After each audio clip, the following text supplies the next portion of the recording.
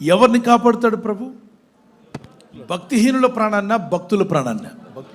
ఈ వాగ్దానం పట్టుకో. ప్రభు, నేను, నా కుటుంబం, నా పిల్లలు, నా ఇంటివారు యవనస్తులు అయితే ప్రభు నా జీవితం. ఒకవేళ రేపు అనే రోజు యవనస్తురాలు అయితే నీకు దేవుడు ఒక కుటుంబం ఇస్తే, ఎస్, నేను భక్తుల లెక్కలో ఉండాలి, నా కుటుంబం కూడా భక్తుల లెక్కలో ఉండాలి. భక్తిహీనుల లెక్కలోకి నేను వెళ్ళకూడదు. భక్తుడు భక్తిహీనుడు అంటే భక్తి లేని వాడిని భక్తిహీనుడు అంటాడు. భక్తిహీనులు ఎప్పుడు కూడా కీడు చేయాలనుకుంటారు, నష్టపరచాలనుకుంటారు, నీకు చెడ్డ పేరు తీసుకురావాలని ఆశపడతారు, నీ ఉద్యోగంలో నీకు అడ్డుపడుతూ ఉంటారు, నీ ప్రమోషన్లో ఆటంకపరుస్తుంటారు. భక్తిహీనులు ఎక్కడున్నా పొరుగువానికి కీడు చేస్తాడట. గుర్తుపెట్టుకోండి, భక్తిహీనుడు, భక్తి లేనివాడు తన పొరుగువానికి కీడు చేయాలని వాడు మనసు తహతహలాడుతుంటుందట.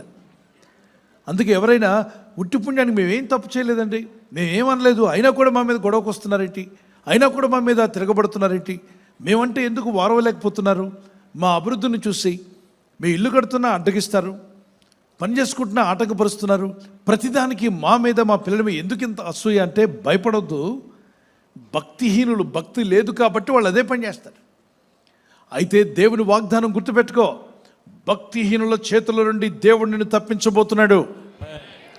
భక్తిహీనులు నీ కొరకు ఎంత కీడు చేయాలని, ఎన్ని విధాలుగా నష్టపరచాలని, నీ పేరు చెడగొట్టాలని, నీకు ఇవ్వబడినటువంటి ఆ ఘనతను తీసివేయాలని, నీకు వచ్చేటువంటి ఆశీర్వాదాలు పొందనీయకుండా ఆపాలని, నువ్వు కట్టే ఇల్లు కట్టబడకూడదని, నీవు సంపాదించిన సంపాదనకు అడ్డు వేయాలని ఎన్ని విధాలుగా ప్రయత్నించినా నీకు కానీ, నీ పిల్లలకు కానీ, నీ కుటుంబానికి కానీ, గుర్తుపెట్టుకో, భక్తిహీనులు ఇలాగే చేస్తూ ఉంటారు. ఏ ఊరు వెళ్ళినా మీకు భక్తిహీనులు కనబడతారు. అది అమెరికా అయినా, అది ఇండియా అయినా, అది చైనా కావచ్చు, నేపాల్ కావచ్చు, గల్ఫ్ కంట్రీస్ కావచ్చు, ప్రపంచంలో నువ్వు ఎక్కడికన్నా వెళ్ళు, ఈ భక్తిహీనుల గుంపు ఉంటుంది. భక్తి లేని వారికి దేవుడు అంటే భయం లేదు. వారు మనస్సాక్షిని పట్టించుకోరు.